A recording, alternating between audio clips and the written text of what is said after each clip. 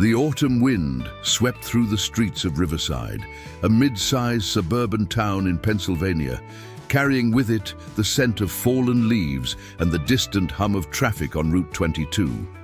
Mason Turner stood at the bus stop on Maple Avenue, his backpack slung over one shoulder, eyes fixed on the cracked pavement beneath his worn sneakers.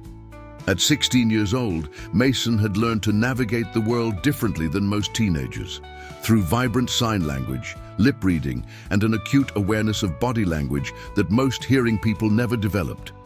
The yellow school bus rumbled to a stop, its brakes hissing like an angry serpent. Mason climbed aboard, immediately sensing the shift in atmosphere as conversations halted and heads turned. He made his way to an empty seat near the front, keeping his gaze forward, trying to become invisible. Behind him, Tyler Hutchins, a tall, broad-shouldered senior with a Letterman jacket and an inflated sense of importance, leaned across the aisle to whisper something to his girlfriend, Ashley Monroe. Mason didn't need to hear their words to know they were talking about him. The cruel smirks and pointing fingers told him everything. At Riverside High School, the red brick building loomed like a fortress of social hierarchies and unspoken rules. Mason pushed through the heavy double doors into the crowded hallway, where the cacophony of voices, slamming lockers, and shuffling feet created a sensory overload he could only partially perceive through vibrations in the floor.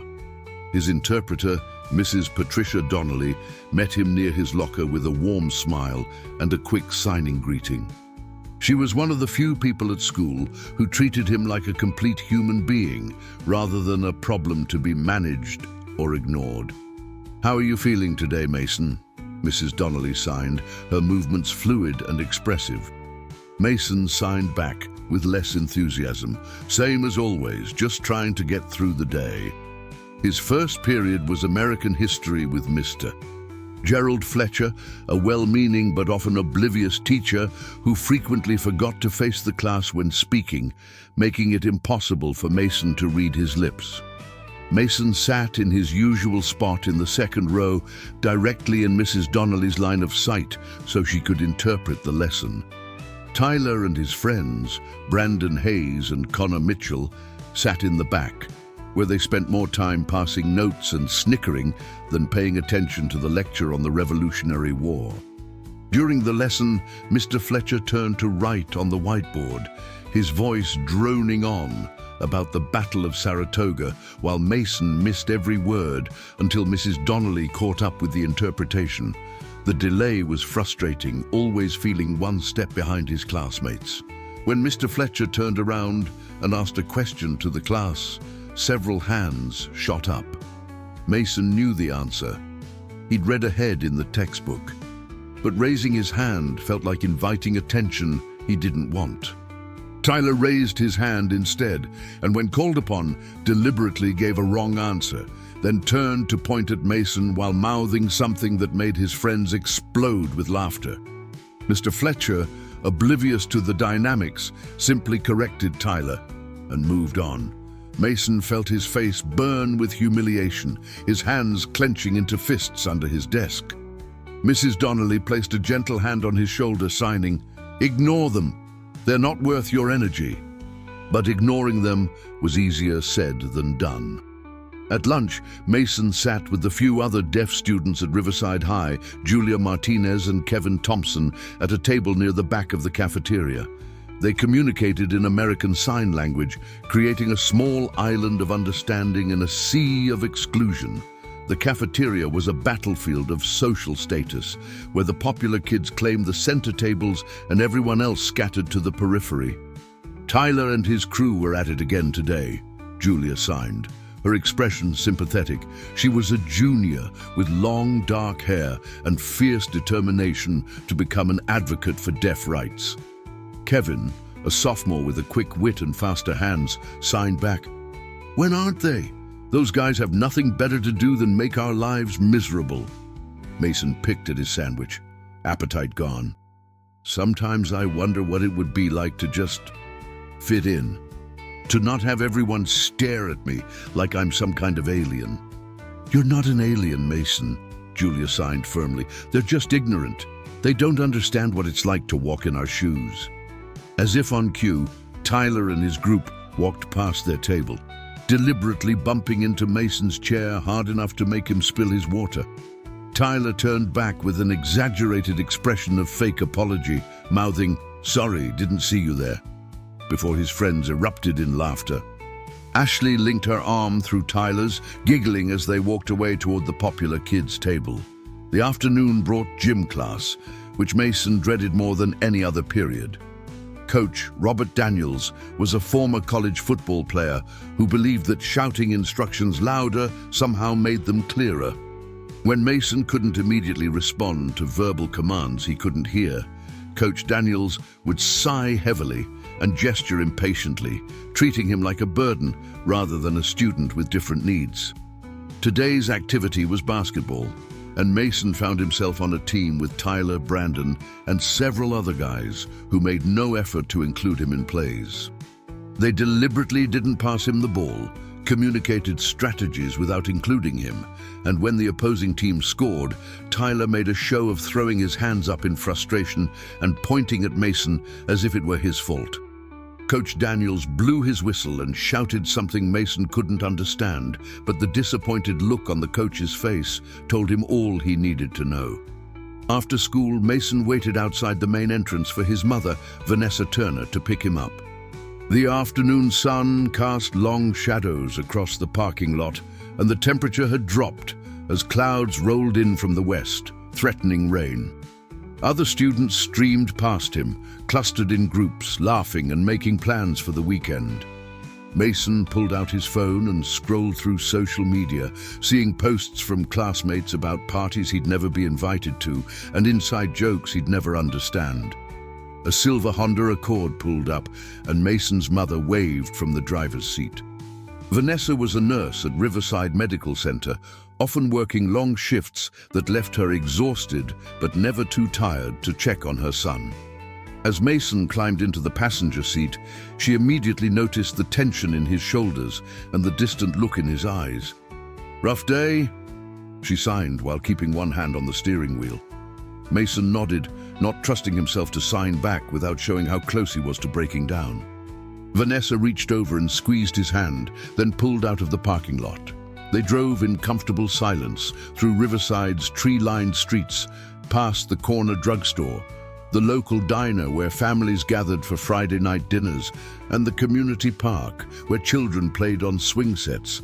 At home, a modest two-story house on Chestnut Street with peeling paint and a front porch that needed repairs, Mason headed straight to his room. His father, John Turner, a mechanic at Anderson's Auto Repair, wouldn't be home for another hour. Mason dropped his backpack on the floor and collapsed onto his bed, staring at the ceiling where glow-in-the-dark stars formed constellations he'd arranged years ago.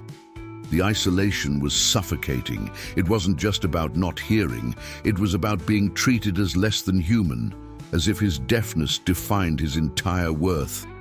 Every day felt like climbing a mountain only to slide back down before reaching the summit. He thought about his parents, who worked so hard to provide for him and his younger sister, Emma, a cheerful 8-year-old who was learning sign language and never treated Mason any differently than she would any other big brother.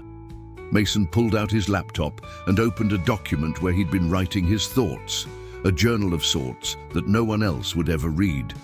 He typed, "I'm tired of being invisible. I'm tired of being the joke. I just want to matter to someone besides my family. Is that too much to ask?" Downstairs, he heard the vibrations of the front door opening. His father was home. Soon, his mother would call him down for dinner, and they'd sit around the table like a normal family, signing and smiling and pretending that everything was okay. But Mason knew the truth. Tomorrow would bring more of the same humiliation, more isolation, more silent suffering. As darkness fell over Riverside and rain began to patter against his window, Mason wondered if anything would ever change, if anyone would ever stand up for him, or if he'd spend the rest of his high school years as the invisible boy everyone loved to mock. Monday morning arrived with grey skies and a cold drizzle that matched Mason's mood perfectly. The weekend had provided a brief respite from school, spent mostly in his room gaming online and video chatting with Julia and Kevin. But the anxiety of returning to Riverside High hung over him like a dark cloud. Vanessa drove him to school that morning because the bus had become unbearable after Tyler and his friends discovered they could say whatever cruel things they wanted without consequence, since Mason couldn't hear them anyway. "Promise me you'll talk to Mrs. Donnelly if things get bad today," Vanessa signed before Mason got out of the car. He promised, though they both knew it wouldn't make much difference. The administration at Riverside High was aware of the bullying. Principal Linda Morrison had been informed multiple times by both Mason's parents and Mrs. Donnelly, but her response was always the same: vague assurances that they'd look into it and suggestions that Mason needed to develop thicker skin. The implied message was clear: his deafness made him a problem, and problems were expected to solve themselves quietly. In second period English class with Mrs. Rebecca Thornton, students were assigned to work in groups on a presentation about Shakespeare's Romeo and Juliet. Mrs. Thornton, a middle-aged woman with reading glasses perpetually perched on her nose, began calling out names to form groups. When she announced that Mason would be working with Tyler, Ashley, and Madison Foster, Mason's stomach dropped. "This is going to be a disaster," he signed to Mrs. Donnelly, who stood nearby. "I'll stay close," she signed back. But her concerned expression revealed that she shared his apprehension. The groups dispersed to different corners of the classroom. Tyler deliberately chose seats that left Mason isolated at the end of the table. Ashley and Madison, both cheerleaders with matching ponytails and an air of superiority, immediately began discussing ideas while completely ignoring Mason's presence. Tyler pulled out his phone and started texting, not even pretending to participate. Mason tried to contribute by writing suggestions on a piece of paper and sliding it toward the group. Ashley glanced at it, smirked, and pushed it back without reading it. Madison whispered something to Ashley, and they both laughed. Mrs. Donnelly, interpreting from a nearby desk, signed what they were saying. "They're calling you dead weight and saying they'll just do the project themselves and put your name on it." Heat rushed to Mason's face. He stood abruptly, knocking his chair backward with enough force that several students turned to stare. Mrs. Thornton looked up from her desk, frowning. Mason signed rapidly to Mrs. Donnelly. "I can't do this anymore. I can't keep pretending this is normal." Tyler noticed the commotion and decided to escalate. He stood up, towering over Mason, and began making exaggerated hand gestures that were clearly meant to mock sign language. Ashley and Madison dissolved into giggles, and soon other students were watching the confrontation. Tyler's mouth moved in what was obviously an insult, and even though Mason couldn't hear the words, the malicious intent was crystal clear. Mrs. Donnelly stepped between them, signing frantically for Mason to sit down while verbally telling Tyler to return to his seat. Mrs. Thornton finally intervened, her voice sharp enough that even Mason could sense the shift in atmosphere. She separated the groups and moved Mason to work with 3 other students, quiet kids who weren't part of the popular crowd. But the damage was done. Mason spent the rest of the period staring at his textbook, unable to focus, his hands trembling with suppressed anger and humiliation. At lunch, Mason didn't head to his usual table. Instead, he walked past the cafeteria and out a side door to the nearly empty courtyard where a few students ate alone on benches. The rain had stopped, leaving puddles that reflected the overcast sky. He sat on a cold concrete bench under a bare oak tree, pulled out his lunch, and immediately lost any appetite. His phone buzzed, a text from Julia. "Where are you? Everything okay?" He typed back, "Need some space. Bad morning." Julia responded, "We're here if you need us." Mason appreciated the sentiment, but right now he needed to be alone with his thoughts. He wondered how much longer he could endure this daily torture. His grades were good. He worked twice as hard as his hearing classmates to keep up, but what was the point if every day felt like a prison sentence? His parents kept saying that college would be different, that he'd find a community of people who accepted him, but that was still 2 years away. The afternoon brought chemistry class with Mr. David Preston, a young teacher fresh out of graduate school who genuinely tried to accommodate Mason's needs. Today's lab involved working with partners to conduct an experiment on chemical reactions. Mason was paired with Ethan, the name restriction, with Oliver Chen, a quiet but friendly student who'd never been unkind to Mason. Oliver communicated by writing notes and speaking slowly so Mason could read his lips, showing a patience that was rare among their peers. They worked efficiently, mixing solutions and recording observations. For a brief moment, Mason felt almost normal, engaged in the scientific process without the constant undercurrent of hostility. But peace never lasted long at Riverside High. As they were cleaning up their lab station, Tyler and Brandon approached, carrying a beaker of blue liquid. Mr. Preston was in his office off the lab, reviewing paperwork. Tyler pretended to stumble, splashing the liquid across Mason's shirt and backpack. The chemical mixture was harmless but left a bright blue stain. "Oh man, my bad," Tyler mouthed with theatrical exaggeration, his eyes cold and calculating. Brandon doubled over with laughter. Oliver immediately grabbed paper towels to help clean up, signing to Tyler, "That wasn't an accident and you know it." Tyler shrugged with mock innocence and walked away. By the time Mr. Preston emerged from his office, the incident was over, and Mason was left with a ruined shirt and another layer of humiliation.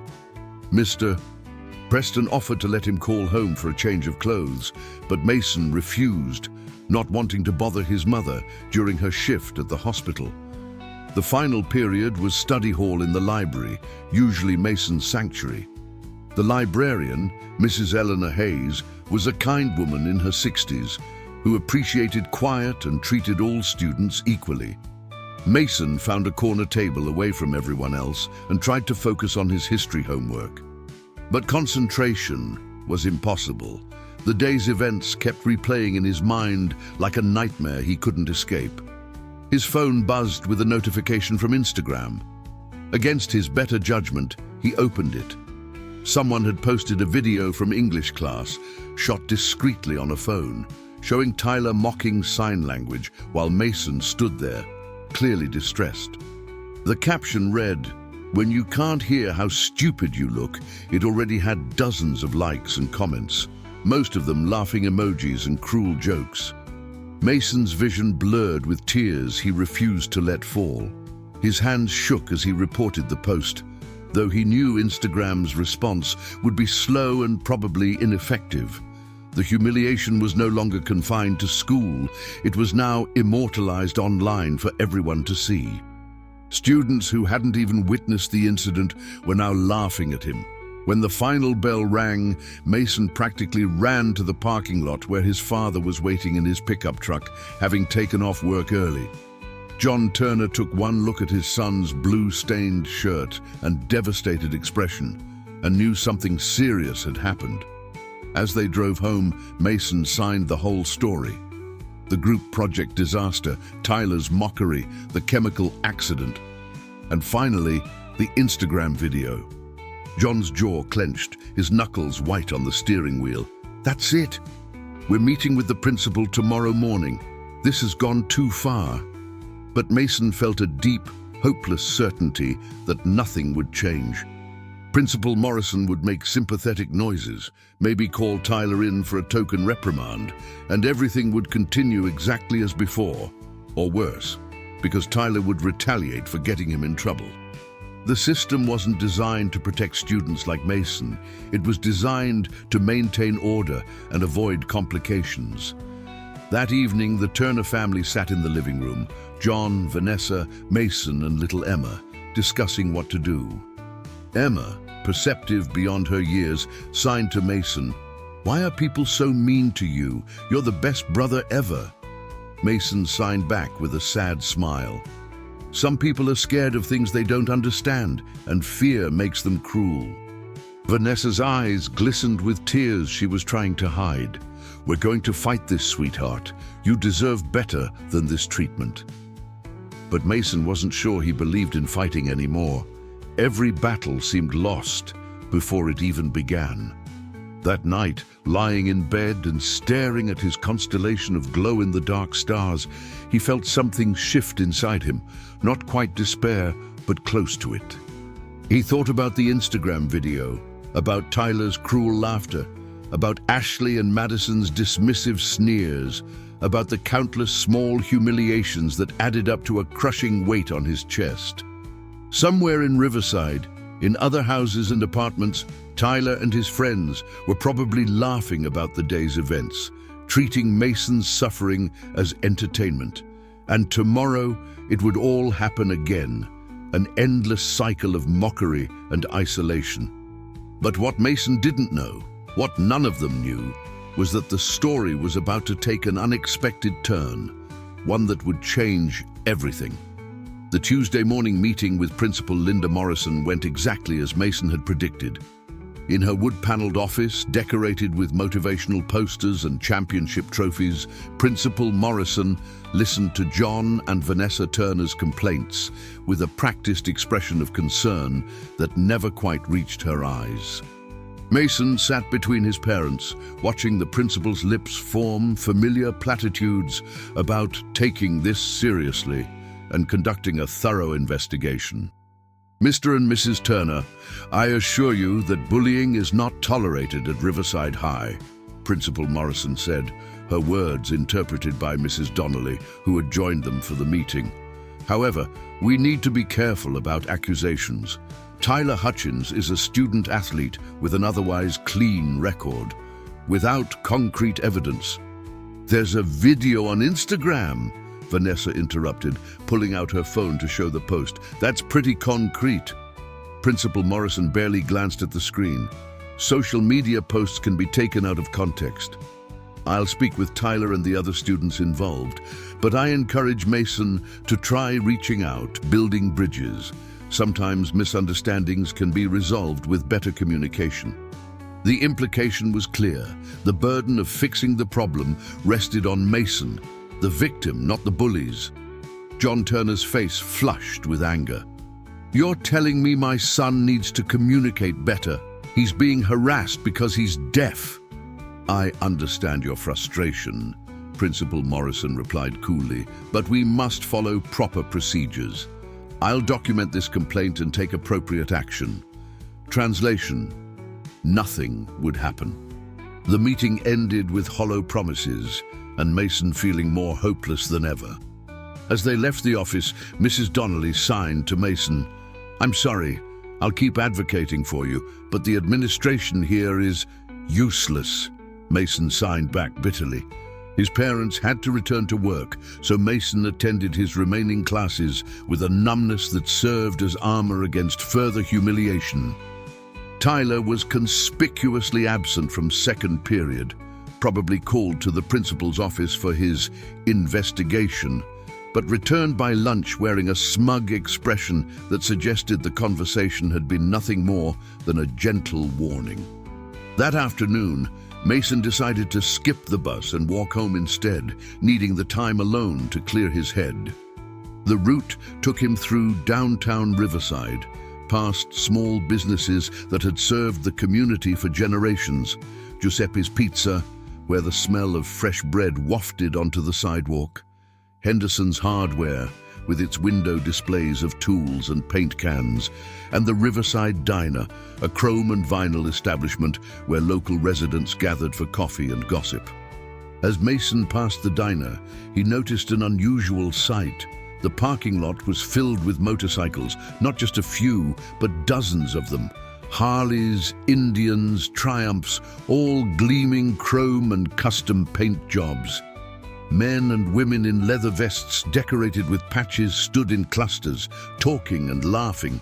Mason had seen motorcycle clubs around Riverside before, but never this many gathered in one place. Curious despite his dark mood, Mason slowed his pace to observe the group. One man stood out from the rest, a massive figure with a grey beard reaching halfway down his chest, arms covered in tattoos, and a presence that commanded respect without demanding it. He wore a leather vest with a patch that read, Road Warriors MC, and beneath it, President. The other bikers seemed to orbit around him naturally, drawn to his leadership. The big man noticed Mason watching and waved him over with a friendly gesture. Mason hesitated, but something about the man's open expression made him feel safe. As he approached, the man extended a massive hand for a handshake. "Hey there, young man. Name's William Patterson, but everyone calls me Bear," the man said, his voice deep and warm. Mason shook his hand, then signed and spoke simultaneously, his voice the slightly different quality of someone who couldn't monitor their own volume. "I'm Mason. I'm deaf, so I use sign language." Bear's expression shifted to one of understanding and respect, rather than the uncomfortable pity Mason usually encountered. To Mason's surprise, Bear made a few signs. "Nice to meet you." Seeing Mason's shocked expression, Bear chuckled. "My younger brother Daniel was born deaf. I learned ASL growing up. I'm pretty rusty, but I remember some." For the first time in days, Mason felt a genuine smile cross his face. Bear introduced him to some of the other club members. Marcus Razor Johnson, a former Marine with sharp eyes and a protective nature. Linda Phoenix Armstrong, a woman in her 40s with flame tattoos and a no-nonsense attitude. And Thomas Ghost Mitchell, a quiet man who communicated more through nods and gestures than words. "We're here for our monthly meeting," Bear explained, signing as he spoke so Mason could follow along. "The Road Warriors do a lot of community work. Fundraisers for veterans, food drives, toy runs for kids at Christmas. We believe in taking care of our community." Mason nodded, fascinated by this world he'd never really known existed. These tough-looking bikers with their leather and tattoos were nothing like the stereotype he'd imagined. They were warm, welcoming, and genuinely interested in talking to him. "You go to Riverside High?" Phoenix asked, her voice raspy from years of riding in the wind. "Yeah," Mason signed and spoke, his expression darkening slightly. Bear, with the perceptiveness that came from years of reading people, caught the shift immediately. "Rough time at school." Mason hesitated, not wanting to burden these strangers with his problems. But something about Bear's kind eyes and patient demeanor made him want to open up.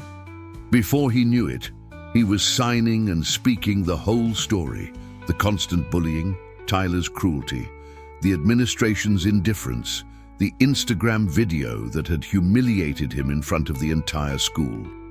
The bikers listened intently, their expressions growing darker as the story unfolded. Razor's jaw clenched.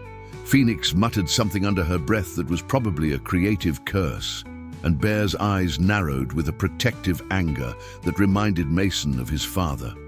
"That's not right," Bear signed emphatically. "Nobody should be treated that way, especially not in a place that's supposed to be safe for learning." "The principal won't do anything," Mason signed, his shoulders slumping with defeat. "She acts like it's my problem to solve." Ghost, who'd been silent until now, spoke up in a gravelly voice. "Sometimes authorities need a wake-up call. Sometimes they need to see that there are people who care and won't tolerate injustice." Bear stroked his beard thoughtfully, then turned to address the gathered bikers. "Brothers and sisters, what do you say we show Riverside High School what community support looks like?" A chorus of agreement rose from the group. Mason looked around in confusion, not entirely sure what they were proposing. Phoenix grinned at him, her smile fierce and protective. "Kid, how would you feel about having an escort to school tomorrow?" "An escort?" Mason signed, bewildered.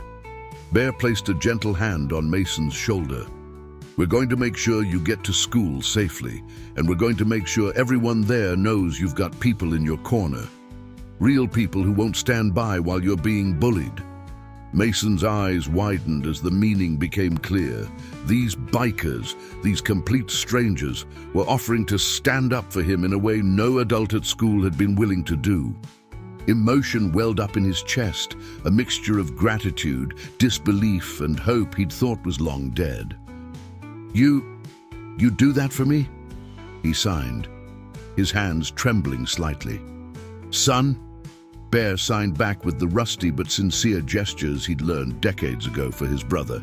That's what real communities do. They protect their own, and as of right now, you're one of ours. Razor stepped forward, pulling out his phone. "Give me your parents' number. We'll call them tonight and explain the plan. Make sure they're comfortable with it." Mason provided his mother's number, still reeling from this unexpected turn of events. After exchanging contact information and working out the details, Bear walked Mason to the edge of the parking lot where they could talk more privately. "I want you to understand something, Mason." Bear signed slowly and carefully, making sure every gesture was clear. "Being different isn't a weakness. My brother Daniel taught me that. He faced a lot of the same garbage you're dealing with, but he never let it define him.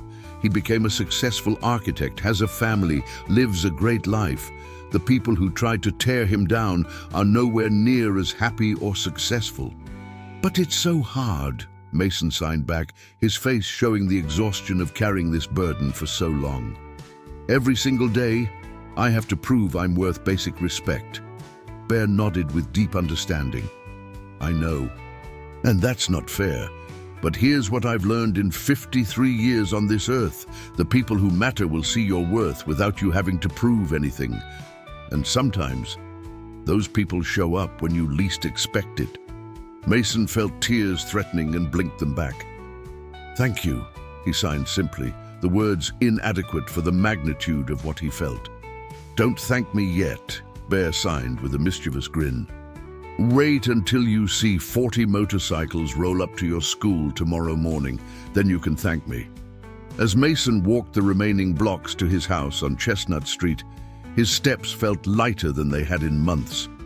The gray sky seemed less oppressive, the cold air less biting. When he opened the front door, Emma rushed to greet him, signing excitedly about her day at elementary school. For the first time in a long while, Mason actually listened and engaged, his mood transformed by the afternoon's encounter. That evening, when Bear called to speak with John and Vanessa Turner, they were initially skeptical. Who were these motorcycle club members, and what exactly were they planning? But Bear's calm demeanor, his personal connection to the deaf community through his brother, and his clear commitment to non-violent but impactful community action eventually won them over. By the end of the call, Vanessa was crying with gratitude, and John was shaking his head in amazed disbelief. "There are still good people in the world," Vanessa signed to Mason after hanging up. Mason nodded, allowing himself to feel something he hadn't felt in a very long time. Anticipation for tomorrow. Not dread, not anxiety, but actual excitement to see what would happen when the road warriors made their statement. As he lay in bed that night, Mason thought about Bear's words. "The people who matter will see your worth without you having to prove anything." Maybe, just maybe, tomorrow would be the day that Riverside High School learned that lesson. Wednesday morning dawned clear and cold, the kind of crisp autumn day where breath formed clouds in the air and frost painted delicate patterns on car windshields. Mason woke earlier than usual, nervous energy coursing through him as he remembered what Bear and the road warriors had planned. Part of him worried it was all a dream, that no one would actually show up, and he'd be left facing Tyler and his tormentors alone once again. But at 7:15, exactly as promised, the distant rumble of motorcycle engines echoed through the quiet residential streets of Riverside. Mason felt the vibrations before he heard them, a low thrumming that grew steadily stronger. He rushed to his bedroom window and looked out to see an incredible sight. motorcycles streaming down Chestnut Street, one after another, pulling up to form a semicircle around the Turner house. John and Vanessa joined Mason at the window, Emma bouncing excitedly between them. "There must be 40 of them," Vanessa signed, her eyes wide with amazement. Indeed, the Road Warriors had come out in full force. Bear led the formation on a massive black and chrome Harley-Davidson, with Razor, Phoenix and Ghost flanking him. Behind them stretched rows of bikers, men and women of all ages, sizes and backgrounds, united by their leather vests bearing the Road Warriors MC patch and their commitment to standing up for one of their own. The Turner family emerged from their house, and Emma immediately ran to Bear, who scooped her up with a gentle giant's touch. Mason approached more cautiously, still overwhelmed by the reality of what was happening. "Ready for your escort, Mason?" Bear signed with a broad smile. Mason nodded, unable to find adequate words or signs to express his gratitude. Bear gestured to a biker named Carlos "Hammer" Rodriguez, who rolled forward on a bike with a sidecar attachment. "You'll ride with Hammer. Don't worry, he's been riding for 30 years without a single accident." Hammer, a stocky man with warm brown eyes and a handlebar mustache, signed to Mason. "Climb in. You're going to arrive at school in style." Mason's parents helped him settle into the sidecar, making sure he was secure and comfortable. Vanessa kissed his forehead, signing, "You're not alone, sweetheart. Never forget that." John shook Bear's hand with deep emotion. "I don't know how to thank you for this." "Thank us by knowing your kid is going to have a better day today than he's had in a long time," Bear replied, his voice thick with conviction. With that, the engines roared to life in a symphony of power that Mason felt through his entire body. The formation moved out, Bear in the lead, Mason and Hammer in the middle, and the rest of the Road Warriors creating a protective convoy around them. Neighbors emerged from their houses to watch the procession, some waving, others pulling out phones to record the unusual sight. The journey to Riverside High School normally took 15 minutes by car, but the motorcycle convoy moved with deliberate ceremonial slowness, ensuring maximum visibility.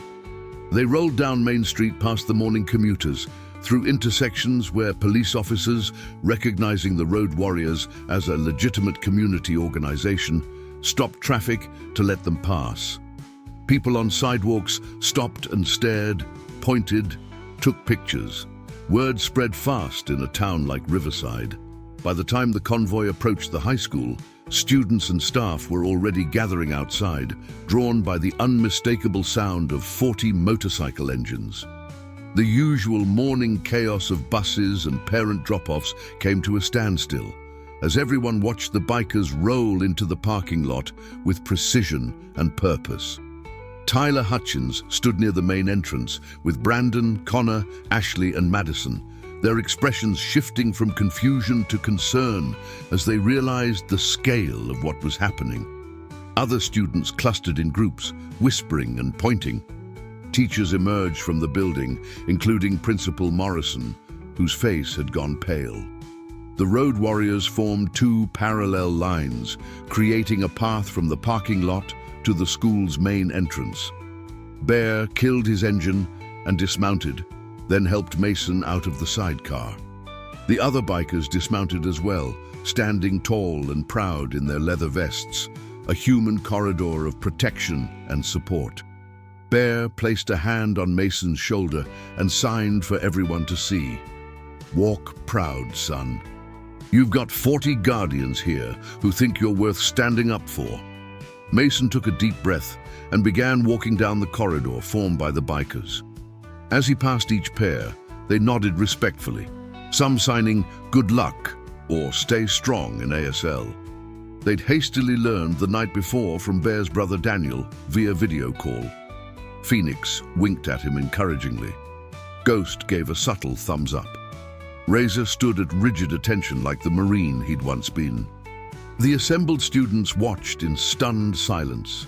Mason's usual tormentors looked decidedly less confident now, shrinking back as the implications of this display became clear. Mason had allies, real allies, people willing to publicly declare that he mattered. Mrs. Donnelly stood near the entrance with tears streaming down her face, signing to Mason, "I'm so proud of you." As Mason reached the steps, Bear addressed the crowd in a voice that carried authority earned through decades of leadership. Principal Morrison started to approach, probably to object to this unauthorized demonstration. But Bear's raised hand and commanding presence stopped her in her tracks. "My name is William Patterson, president of the Road Warriors Motorcycle Club," Bear announced, his words also being signed by several bikers, including himself. "We're here this morning to escort Mason Turner to school because we heard he's been having some trouble feeling safe and respected in this building." The crowd stirred uncomfortably. Tyler's face had gone red, whether from anger or embarrassment. It was hard to tell. Bear continued, his tone firm but not aggressive. "Now, we believe in education. We believe in giving young people the tools they need to succeed. But we also believe that every student deserves to learn in an environment free from harassment and cruelty. Mason is deaf, but that doesn't make him less worthy of respect. It doesn't make him a target for bullying. And it sure as hell doesn't mean he should be ignored when he asks for help." Principal Morrison found her voice, stepping forward with forced authority. "Mr. Patterson, I appreciate your concern, but this is a school matter." With all due respect, Principal Morrison, it stopped being just a school matter when the school failed to address it, Bear interrupted, his tone still respectful but unyielding. "Mason's parents came to you, his interpreter came to you, and the bullying continued. So now it's a community matter, and we, as members of this community, are letting everyone here know that we're watching, we're paying attention, and we will not tolerate any student being tormented the way Mason has been." Razor stepped forward, addressing the students directly. "Some of you think it's funny to mock someone for being different. Let me tell you something I learned in the Marines. Differences make us stronger, not weaker. The best unit I ever served with was made up of people from all walks of life, all backgrounds, all abilities. We relied on each other, respected each other, and we accomplished things together that none of us could have done alone." Phoenix added her voice. "And for those of you who've been standing by watching bullying happen and not speaking up, you're part of the problem too. Silence in the face of cruelty is complicity. You all have the power to change the culture of this school. The question is, will you?" The message was landing. Mason could see it in the faces around him. Some students looked ashamed, others thoughtful, a few defiant, but no one could ignore what was happening. Julia and Kevin had pushed their way to the front of the crowd and were signing enthusiastically to Mason, their faces glowing with excitement and pride. Oliver Chen, Mason's lab partner from chemistry, stepped forward from the crowd. His voice shook slightly, but his words were clear. "Mason is one of the smartest people in our chemistry class. He works harder than anyone else I know, and he's always willing to help if you ask. He doesn't deserve any of the crap he's been getting." A few other students nodded in agreement, and suddenly a girl named Rachel Kim spoke up. "I've seen Tyler and his friends messing with Mason. It's not cool. It's never been cool." The tide was shifting. Tyler and his group tried to slink away, but Bear's voice stopped them. "Hold on there, young man." Tyler froze, his bravado evaporating under the collective gaze of 40 bikers and several hundred students. Bear walked over to him, and despite the significant size difference, his demeanor was more disappointed than threatening. "What's your name, son?" Bear asked. "Tyler Hutchins," he mumbled. "Tyler, I don't know what's happening in your life that makes you feel the need to hurt other people," Bear said.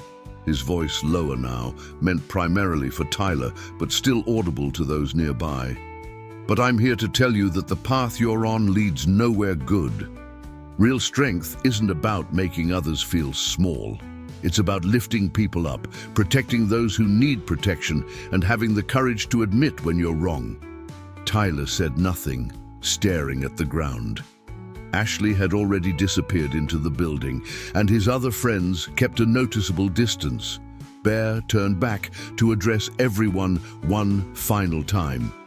"We'll be checking in on Mason regularly. We've exchanged numbers with his family, and we're in contact with several teachers here who actually care about student welfare. If the bullying continues, we'll be back. And next time, we might bring the other 3 chapters of Road Warriors from neighboring counties." That's about 150 bikers who believe in protecting kids. The threat, unspoken but crystal clear, hung in the air. Principal Morrison looked like she wanted to object, but recognized she was outmaneuvered. The school's failure to protect Mason had created this situation, and now the community was stepping in to do the job the administration had neglected. Bear returned to Mason, signing, "You've got our number. Anything happens, you call. Day or night. Understood?" Mason nodded, then impulsively hugged the big biker.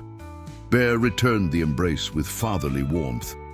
Phoenix, Razor, Ghost, and several other road warriors came forward to offer fist bumps, high fives, and encouraging signs. As the bikers began to mount their motorcycles for departure, the assembled students spontaneously began to applaud.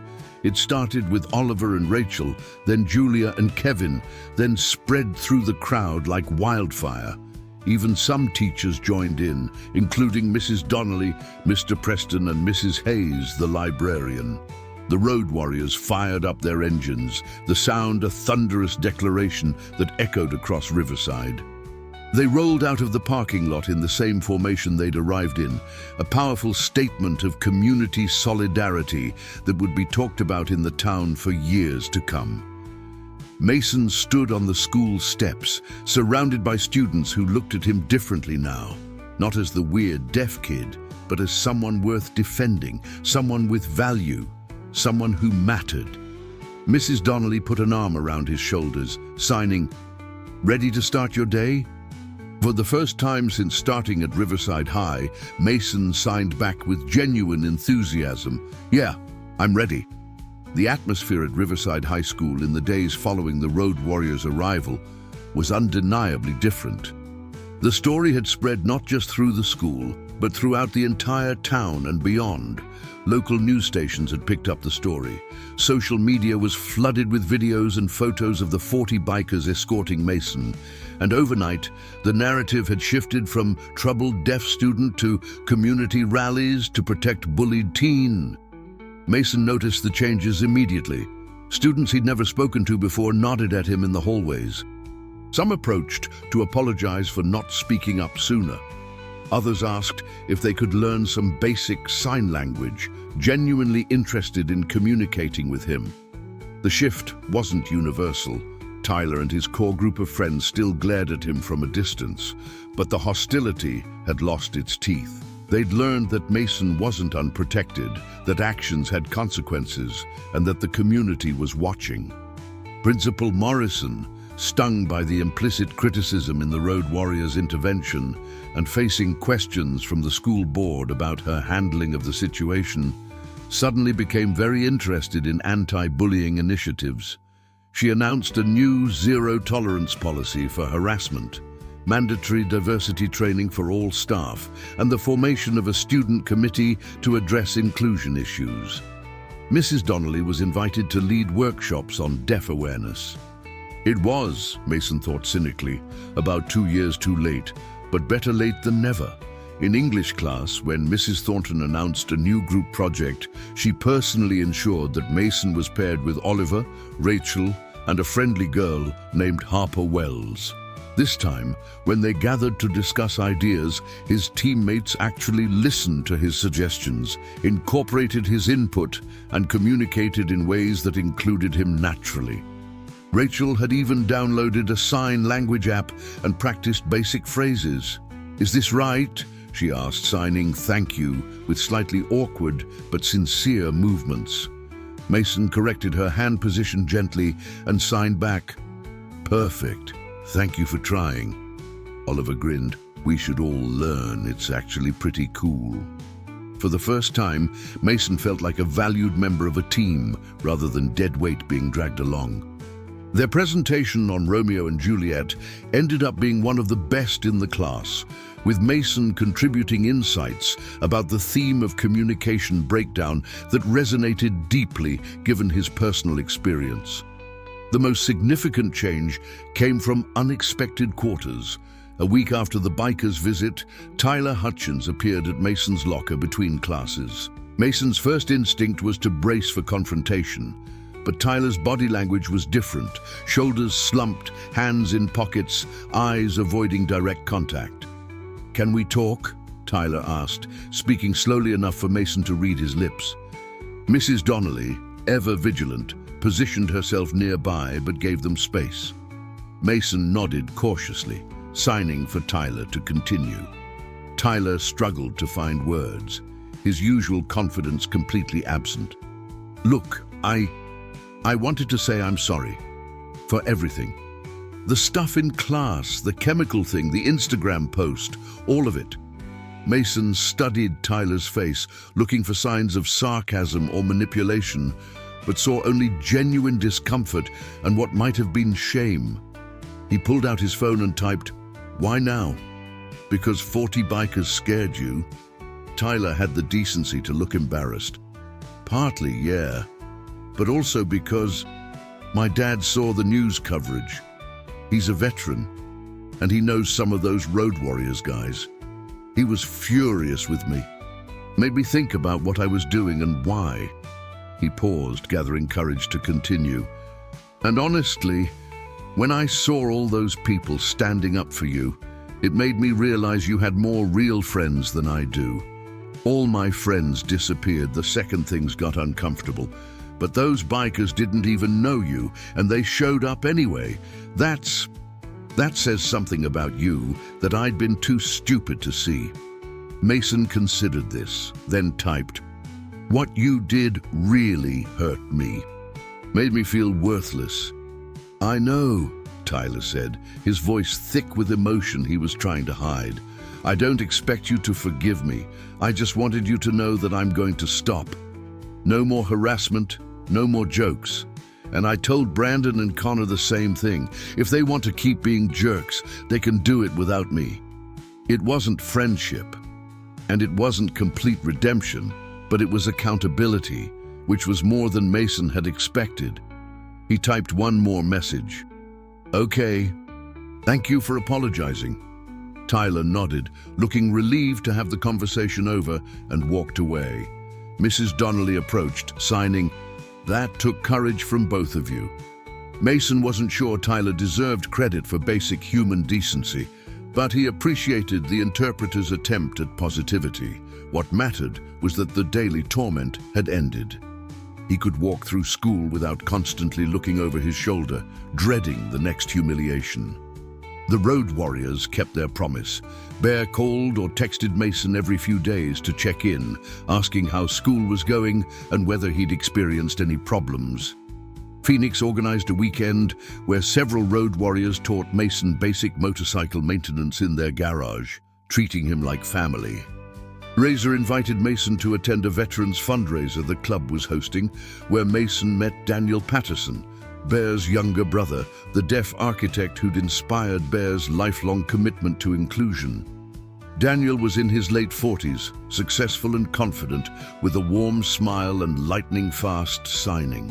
Over coffee at the fundraiser, he shared his own story of bullying, struggle, and eventual triumph. "High school was hell," Daniel signed candidly, "but it taught me resilience. It taught me that my worth isn't determined by people who lack the imagination to see beyond their own limited perspectives." "You're going to do great things, Mason. I can tell." That conversation stayed with Mason for weeks.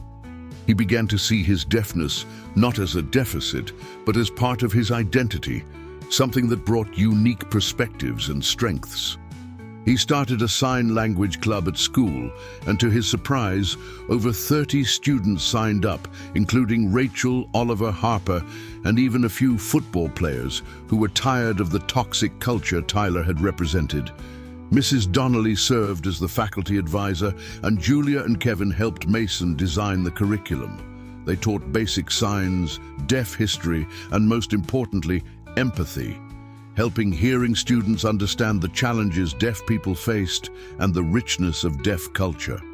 The club became one of the most popular extracurriculars at Riverside High, transforming not just individual attitudes, but the entire school culture.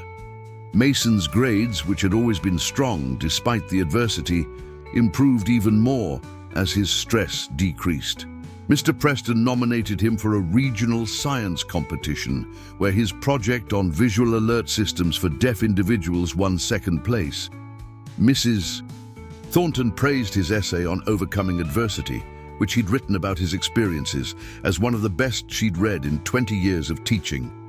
At home, the Turner family noticed the change in Mason most clearly. His smiles came more easily, his shoulders no longer carried constant tension, and he actually looked forward to school some days. Emma proudly wore a t-shirt that said Deaf Pride that Phoenix had given her, and John had mounted a Road Warriors patch on his toolbox at the auto shop, telling anyone who asked about the bikers who'd stood up for his son.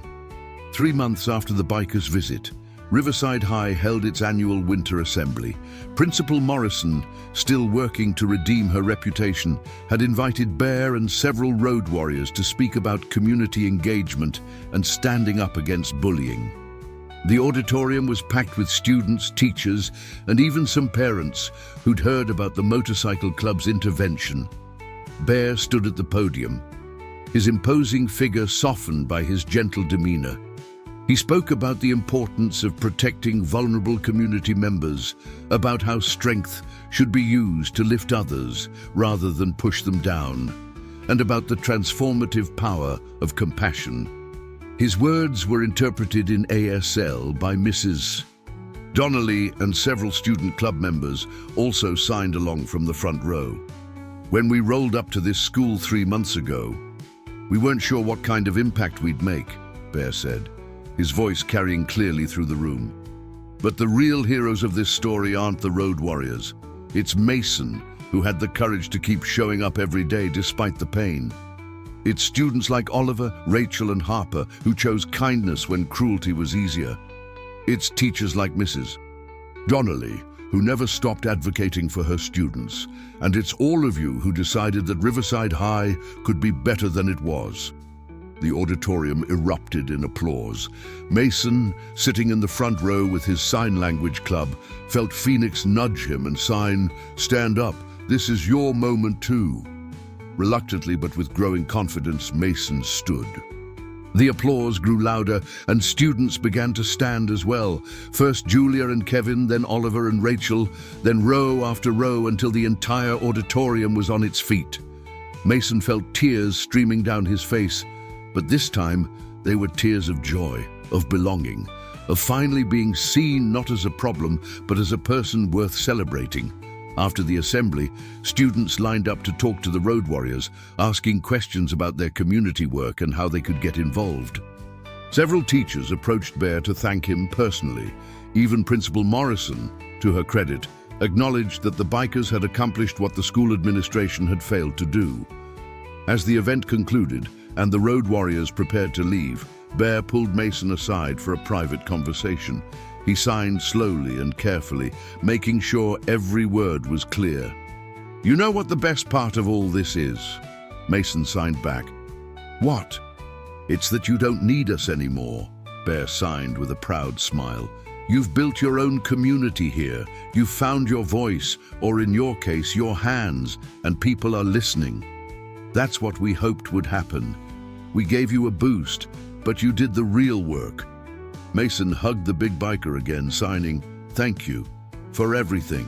You changed my life." "No, son," Bear signed back. "You changed your own life. We just showed up at the right time. But remember, if you ever need us, we're just a phone call away. Once a road warrior, always a road warrior. You're family now." As Mason watched the motorcycles roll out of the parking lot for the second time, their engines roaring in harmony, he realized that this wasn't just an ending. It was a beginning. the scared, isolated boy who'd stood at the bus stop just months ago, no longer existed.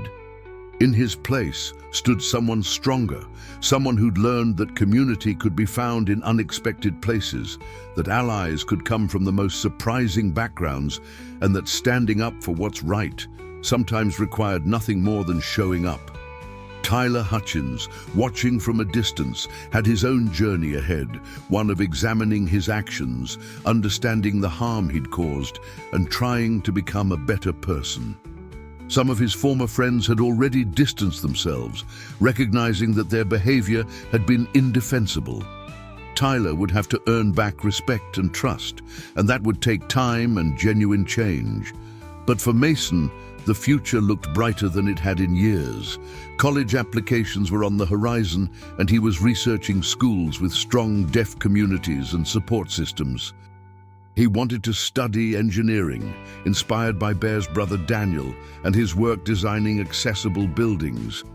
Maybe someday he'd come back to Riverside to speak at assemblies, to tell his story to new generations of students, to be the example of resilience and hope that Daniel had been for him. That evening, the Turner family gathered around the dinner table as always. Emma signed excitedly about seeing Mason on stage at the assembly. Vanessa squeezed her son's hand, her eyes still glistening with proud tears. John raised his glass of water in a toast to Mason, who never gave up, and to the road warriors, who reminded us what community really means. They clinked glasses, a simple family moment that meant everything. As Mason looked around the table at the faces of people who loved him unconditionally, he felt something he hadn't felt in a long time: genuine happiness. The road ahead would still have challenges. Life always did, but he now knew he didn't have to face them alone. Outside, the first snow of the season began to fall on Riverside, blanketing the town in white. In garages and living rooms throughout the area, 40 motorcycle engines sat silent but ready, their riders knowing they'd made a difference. And in a modest house on Chestnut Street, a deaf teenager looked at his glow-in-the-dark constellations with new appreciation, understanding that even in the darkest nights, there were always stars to guide the way home. Did this story touch your heart in some way? If Mason's journey of resilience, the Road Warriors' powerful stand for justice, or the transformation of an entire school community moved you, we'd love to hear from you. Please leave a comment below sharing your thoughts, hit the like button to support stories that matter, share this video with someone who needs to hear this message of hope, and subscribe to our channel for more inspiring, true-to-life stories about courage, community, and the power of standing up for what's right.